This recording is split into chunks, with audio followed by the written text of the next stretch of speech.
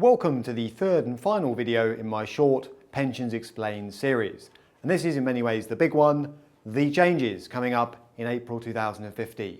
By necessity, this is a summary. It's not absolutely everything. I wouldn't rely on this as your only source of pensions guidance, but I hope to give you a heads up on what's coming down the line, and in some ways, what isn't coming down the line too, because there's been a lot of media around this, some of it more helpful than other bits. Okay, so first of all, there is greater freedom coming from April 2015, thanks to some changes the Chancellor made a while back, but let's just bust a few myths. First of all, cashing in your pension to buy that Ferrari or whatever it happens to be, or Nissan Qashqai, unlikely to be a good idea for most people. This is not pension freedom in the sense of you've escaped from having to take responsibility for your financial future. So watch out for headlines that suggest it's party time when you retire. That could be a big error. Number two, annuities are dead, say the headlines. No, they're not. They've had a bad press recently, and they've had a bad press for some very good reasons. But under the new regime, they actually get a lot more flexible, and I'd hate you to think that this is your chance to just abandon ship on a product that actually does have its place.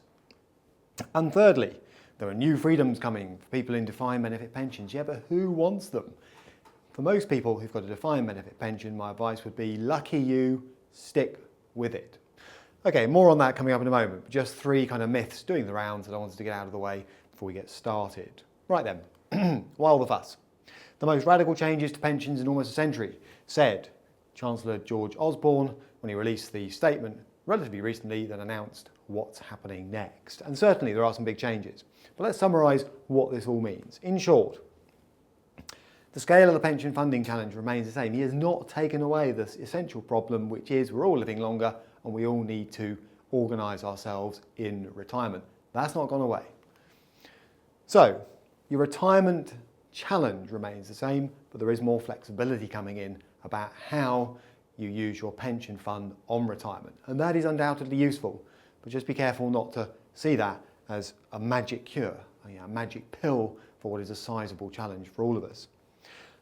And on death, yes, there are some quite radical changes. So the challenge remains the same. Choices on retirement have changed, and on death, yeah, there are one or two opportunities that simply weren't there before, and those are fairly radical.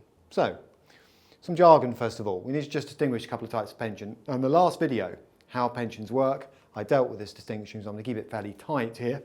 Defined benefit pensions are not greatly affected by what I'm about to say in terms of how you actually take them. They are a little bit affected by the stuff on the death rules we'll deal with last. Most of the change is over on the right hand side, the defined contribution stuff. So just a bit of jargon first of all. With defined benefit schemes, they can be funded or unfunded. Funded means there is a pot of money set aside to meet the obligations of the scheme. All right, so an employer set money aside, for example. Unfunded means there is no pot of money. And in case you're wondering, well, how do you pay pensioners then? The answer, if it's a state pension you're talking about, is out of current tax receipts. So first of all those people who are kind of, doctors and dentists with effectively unfunded state pensions, most of what I'm about to say, indeed pretty much all of it, does not apply to people within those schemes. And in any case, even if it did, you wouldn't want to make the switch necessarily. Even the government have said you must seek advice if you're moving out of a final salary scheme or thinking about it into defined contribution or money purchase. And there's a simple reason for that, which is that for most people, that would be a fairly silly idea. Personally, I'd love to go from the right to the left, but no chance of that. All right, so most of what I'm about to say focuses on the right-hand side of the slide. The money purchase style, the defined contribution style. And if you're thinking, what's he talking about? Please go back and see a previous video, how pensions work first. Now then, where are we today on the money purchase defined contribution style of pension? Well, minimum age for taking a pension is 55. It could move, so you can't do anything till you're 55, and that's likely to rise rather than fall in the future. You could take up to 25% of your pension pot out as a tax-free lump sum. So imagine your pension pot is £100,000.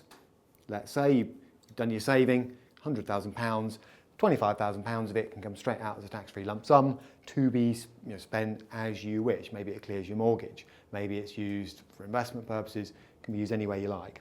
The remaining 3/4 at the moment, you've got a choice. People say, must go into an annuity. No, that's not been the case for a while.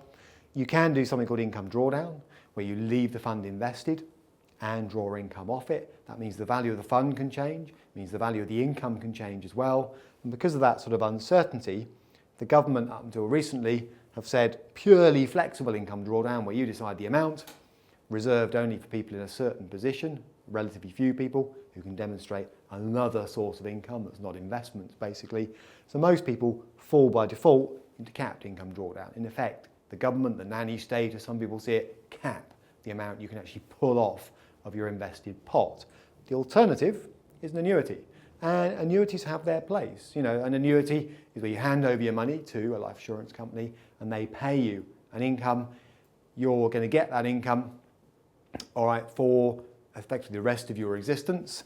There's no uncertainty about it. The amount is set and you can choose to have it, you know, fixed or have it rise with kind of the retail prices index or another fixed percentage. So they have their merits. The problem is that annuity rates are very low at the moment, and the inflexibility around annuity choices, both when you take them out and in terms of inheriting them, have put people off, and probably rightly so. But watch that space. Annuities are certainly not dead, and I wouldn't like you to take away that message from this presentation. So, problems with the current system. Mentioned one or two of these already. With annuities, let's say you go down that route. Problems, and these are genuine issues people have. The amount of income can only stay level or increase. It can't decrease under the current rules. Stress the current rules, and that's a problem for people when their lifestyle changes. They go into care, for example. They want to be able to vary the level of income, and at the moment there are restrictions.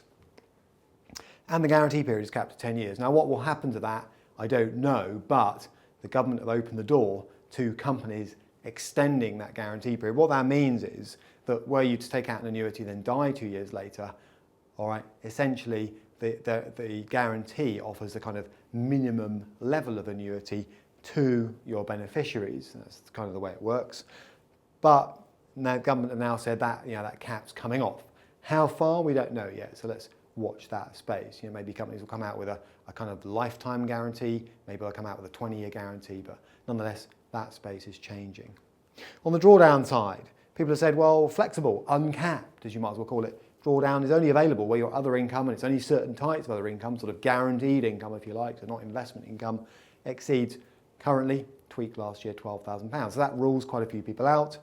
Cap drawdown is therefore the default, and the problem a lot of people have with that is the limits are set by the government. So it all feels a bit controlled in terms of how you do your pension planning. Now, new regime then, very much a potted summary. Again, minimum age for this to kick in, 55, and that's likely to rise over time, not fall. You could take the whole fund as cash. So you've got 100,000. And you know, this is making the headlines. Well, hey, let's take the whole lot out as cash. Well, be careful. The first 25% you can have as a tax-free lump sum, £25,000. But the remaining 75,000 is taxed as income at your highest marginal rate. So were you to pull the whole lot out and then spend it, it's like a double whammy because you'll get hammered for tax potentially in the year you pull it out and then you've spent it. So where precisely is your pension coming from? And for those people thinking, well, doesn't matter, I'll suffer the tax consequences, I'll pull it out and I'll stick it all in buy-to-let property, I'll retire on that. Do you really want to be managing a buy-to-let portfolio possibly for the first time when you retire, let alone when you're in your 80s, for argument's sake? For a lot of people, you know, that's just not going to be a sensible route, and watch the tax sting right down there. Okay, if you've got other income, this will be added on top and it will be hit at your highest marginal rate.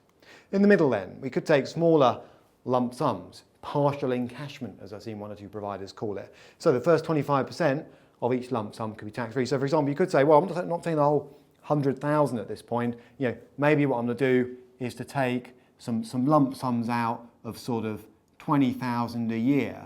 Let's say I'm going to spread the load a bit.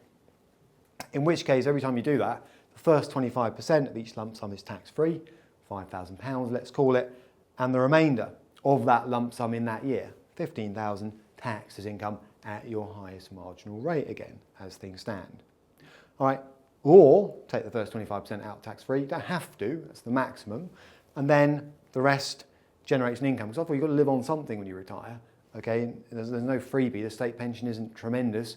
So either you'll be buying an annuity, and or be doing income drawdown. The point is the flexibility around actually both of those has improved significantly or will improve significantly from April. Now, new flexibility, just to give you some highlights here, it's not the whole picture.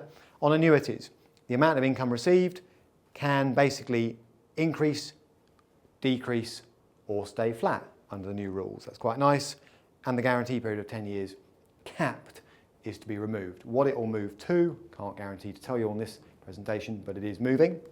On the drawdown side, distinction between capped and flexible drawdown goes. So essentially flexible access is available to all, potentially, which means that those government actuarial department calculations of your maximum income if you've got a capped drawdown go out the window.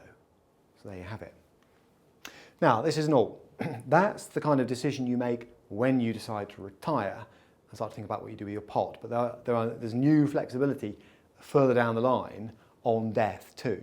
So the way pensions are treated on death, what we've had, and it's grabbed a few headlines, is this 55% death tax, which hits crystallised pensions where the deceased is less than 75. 75 is a kind of key age in this area, all right, and any plan where you're more than 75. And that's all going. That 55% death tax, as it's called as its headline, is going. All right, and so are restrictions on who can potentially benefit when someone dies and leaves a pension behind. Now, you'll hear headlines talking about the possibility of intergenerational pensions planning, and that's certainly something that's coming into view at the moment, but the details on that yet to be sort of really hammered out. But certainly much more flexibility about who can inherit pensions, and that's important. That's arguably the most important of all these changes. Key number to determine exactly what happens is still 75. And the government are not stupid, as you'll see in a moment. They know that, on average, girls born today will live to 100, on average that is. All right, so 75 is no longer old. Plenty of people will make it to 75 or more, and the rules rather reflect that in the government's favour, you might argue. So what do we got? First of all, if you're aged under 75 at the date of death, lump sum death benefit is the value of the fund. All right. Now this may be reduced, as it says there, if your provider inserts a kind of early death clause, and or they stipulate that all you get back is your contributions. But if we leave that to one side, it's all, all these things are dependent on what your provider allows, basically. Leave that to one side, potentially somebody else could inherit the value of the fund on death. Please note the age on the left-hand side there. In terms of income that's paid out of a pension belonging to a deceased person, dependents can get income paid tax-free via flexible drawdown. The autumn statement also made allowances for that to come in as an option for annuities, by the way, to kind of level the playing field there. So that's quite neat. Benefits from defined benefit scheme, we tax the dependent's marginal rate of income tax. It's worth noting at the bottom. So lots of flexibility and also quite a lot of sort of tax relief or tax freedom, provided the person with the fund is aged less than 75 on death. Now, for a lot of people, that's not going to be the case. People are living longer than they used to. So, for a lot of people, this might be the more relevant summary. What happens if the person who's dying is aged 75 or more at the date of death? What happens there? Well, there, the lump sum death benefit is the value of the fund. That just means that the whole value of the fund is potentially inheritable, subject to your provider's terms and conditions, less, at the moment, the proposal is a 45% tax. So 45% gone, rest can be passed on, if you want to see it that way. That's likely to revert or change to the dependent, that's the person inheriting's marginal rate of tax from 2016, 2017.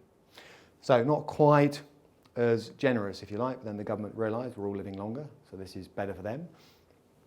Income, so any income that is generated by what's left behind, to beneficiaries to be taxed their marginal income tax rate, whether that income is generated by a drawdown, remember a complete flexible drawdown now, an annuity or a defined benefit scheme. So there you have it, a bare bones summary of the changes.